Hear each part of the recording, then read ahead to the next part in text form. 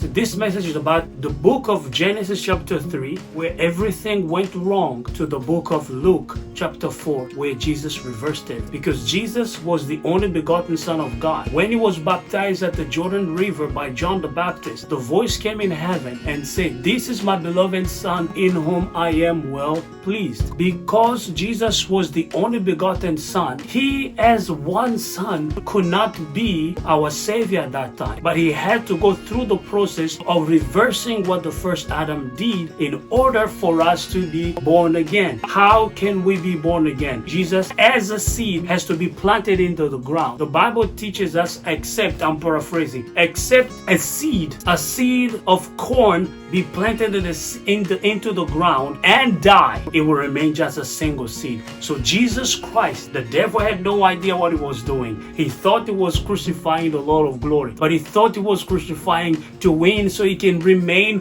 forever and ever the God of this system called the world system. But he was making a big mistake. According to 1 Corinthians chapter 2, and I'm paraphrasing again, it says that the prince of this world, known that crucifying Christ Jesus was a final judgment and final defeat of his whatever plan he had, he would not have crucified the Lord of glory. That's me paraphrasing and adding exactly other things, but the context of the message remained the same. If the devil knew that crucifying Jesus Christ was sealing his defeat, he would not have crucified Jesus Christ. But remember what happened in the book of Genesis chapter 3, where our ancestor invited a curse into the Bible teaches us this. I'm paraphrasing again. God told Adam, "Because of you curses the ground." Remember, our two first ancestors were Adam. They were both called Adam according to Genesis chapter 5. If you want to find out, you can read. But Eve was not her name from creation. Eve became her name after the fall. The Bible tells us this. It tells us this. I'm going to paraphrase again. It says that Adam called his wife Eve, I'm paraphrasing, because she was the mother of all creatures.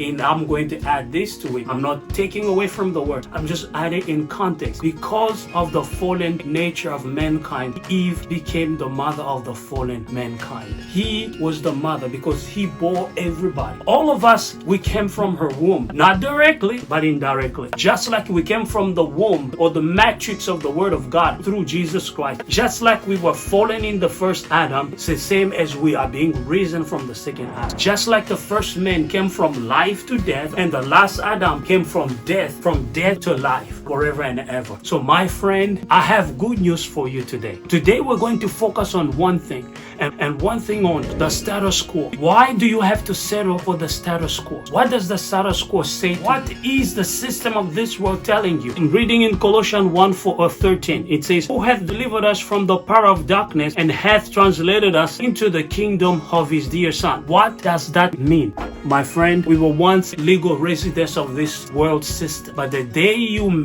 heard the word of Jesus Christ, you say, "Yes, I believe that you are the Christ, the one who's supposed to come into the world. Come into my heart. Take my life. Do something with it." Jesus turned your life upside down. You died with him on the cross. And you went into the burial. You died the death that he died on the cross. God considers you. He takes you 2,000 years ago when Jesus died on the cross. God took you back 2,000 years ago. He saw you die, literally die with Christ Jesus on the cross, and he saw you be buried, and he saw you rise again on the third day with Jesus Christ. So as far as God is concerned, my friend, he considers you like you have never sinned. Sin does not exist in the eyes of God when it comes to you being in Christ Jesus. The moment you are born again, boom! The moment you are born again in Christ Jesus, you became an illegal alien in this world system. The moment, I want to say that again. The moment you are born again, what the Bible tells us, the moment you are born again, my friend, you became one with Christ, and you became the enemy of the kingdom of darkness. Because, my friend,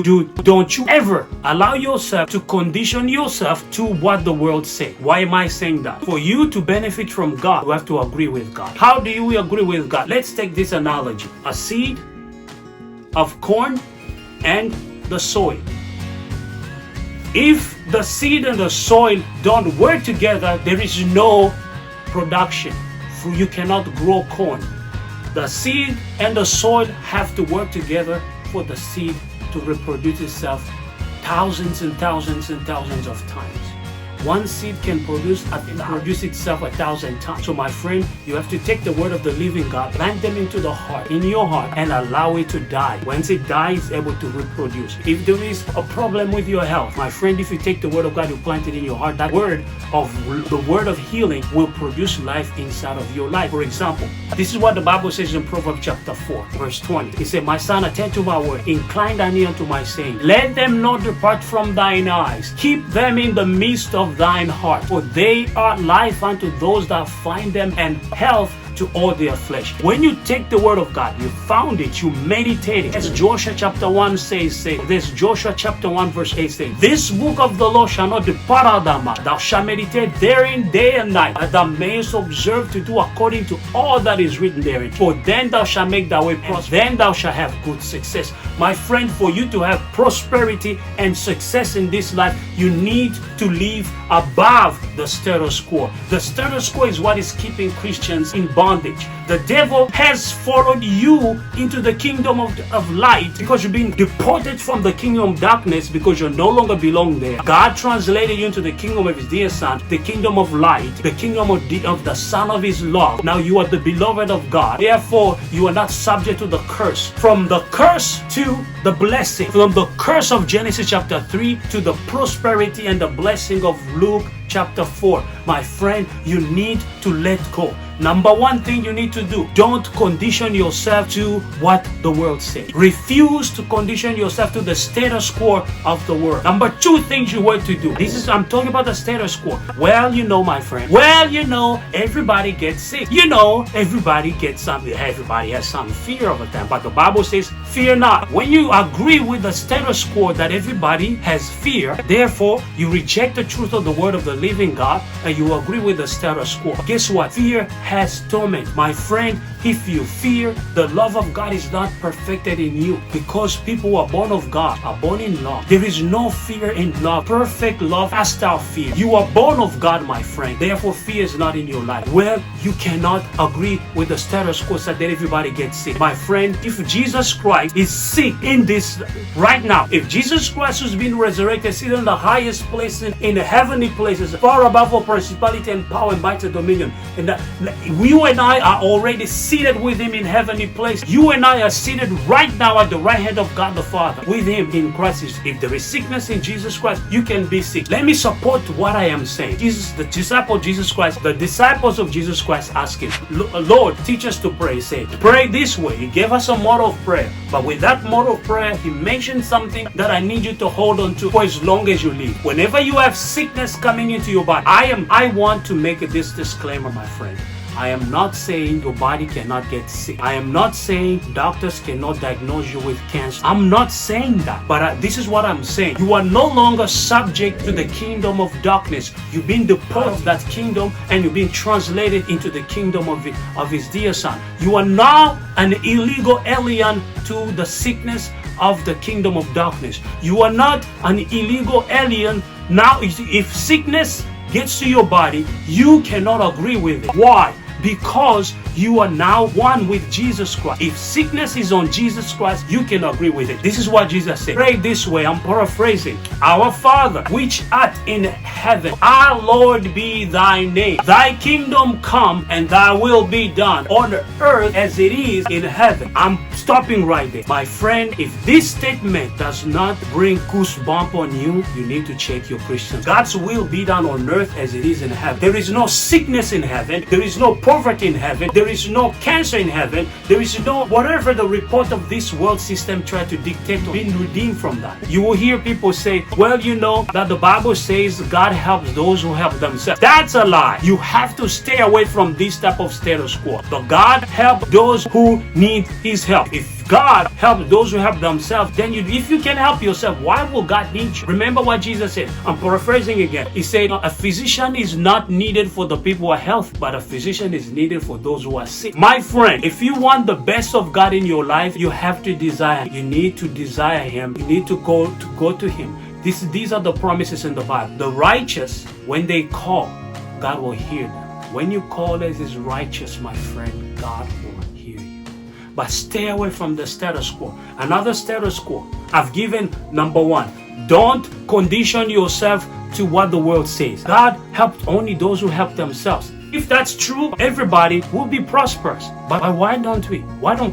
My friend, this is a question I have. By the way, if you like this video, please subscribe, like, and share. It will help. I want to go in the journey with you. I need us to change the way we live. God has placed this message on me. The last thing in my life is to do what I'm doing right now, my friend. I have this tiny time to do this. Every time is precious. Only by the grace of God that I'm able to stand before you and do this. The Holy Spirit is the deposit God deposited in us.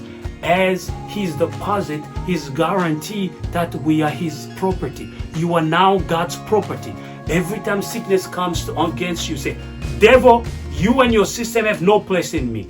This is God's property. According to Romans chapter 12, verse 1. I beseech you therefore, brethren, by the mercies of God, that you present your bodies a living sacrifice, holy, acceptable unto God, which is your reasonable service. Why will God want you to present your body living sacrifice? Because you've been severed from the kingdom of darkness. You've been translated into the kingdom of His dear Son. Why? And be not conformed to this world, my friend. And I'm going to say that again. And be not conformed to this world. One more time. And be not conformed to this world. Don't conform to the status quo. Why shouldn't you be conformed to this world? Why shouldn't you be conformed to this world, my friend? I'm asking you this question. Why shouldn't you? Be not conformed to this world, but be ye transformed. Be metamorphosis. Be metamorphosis. Be transformed. Become a completely different person in your mind. Why, my friend? Every battle you face on this planet, between the kingdom of darkness, between the kingdom of light, is won and lost right here. If you allow the devil to inflict fear and sickness and diseases on you and you don't fight back, it's over for you. You win and you lose in your mind.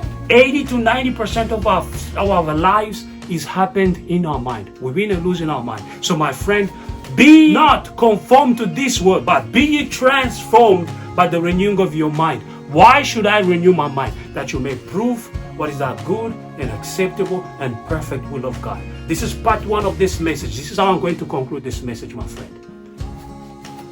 Work yourself to create a culture of getting up early, at least 30 minutes earlier than your usual time, to spend time with your mind. Be the first person that has an intimate relationship with his mind by renewing your mind so that you can transform your mind and so that you won't be conformed to this world, so that you may prove what is that good and acceptable and perfect will of God. My friend, you need to culture a mindset of spending time, at least 30 minutes of your life, invested with God, stand with God, understand God, you fill your mind with God, meet your mind 30 minutes, pump your mind with 30 minutes worth of the Word of God before the world and the world, all the negativity of the world bombard your mind with a lot of things, or the job, or the money, or sickness, of all the report of the world. Whose report shall you believe, my friend? Culture the mindset of agreeing with God. How do you agree with God? You fill your mind with His Word. Plant the seed of life into your mind. Have an intimate relationship with Jesus Christ and with your mind. Fill your mind with the Word of God.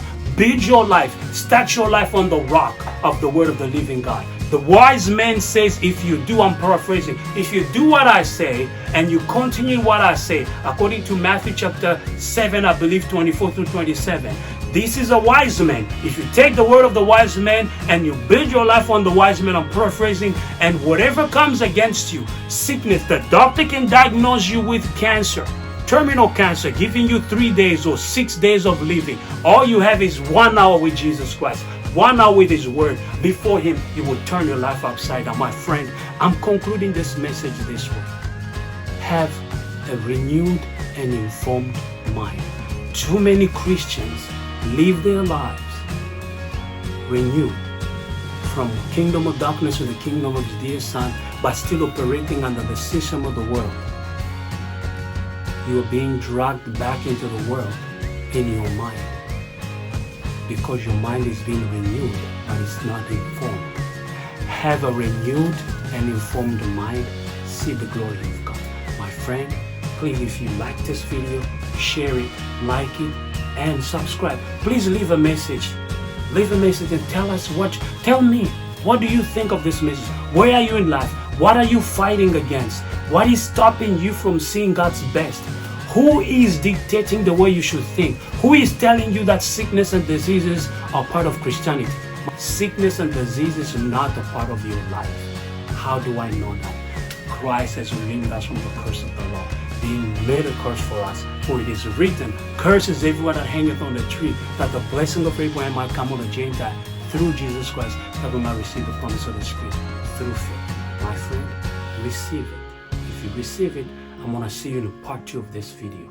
You've been listening to Common Sense Christianity with John Blaze. Peace.